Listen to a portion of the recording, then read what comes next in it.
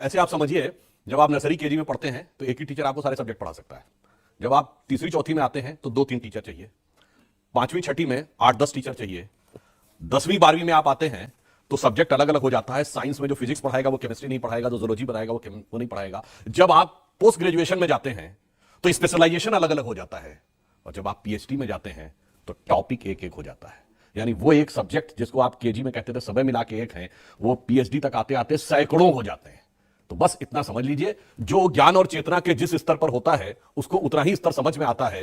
हिंदू और भारतीय संस्कृति चेतना के उस स्तर पे थी जो पीएचडी और पोस्ट डॉक्टरल का लेवल है, इसलिए एक एक सब्जेक्ट के, एक एक टॉपिक के, एक एक चीज के एक्सपर्ट हैं। तो देवता भी, अब आप ये बताइए, भगवान तो अनंत है ना, तो अनंत का स्वरूप एक ही रूप में होगा, अनंत की अभिव्यक्ति भी अनेक प्रकार की होगी। और ये तो वो लोग हैं मान्यवर जो ये कहते हैं कि आइसक्रीम तो 50 प्रकार की होनी चाहिए, ठीक है, ड्रेसेस दर्जनों प्रकार की होनी चाहिए, मॉर्निंग इवनिंग फलाना ढिमाका, और भगवान एक प्रकार के होने चाहिए। क्यों?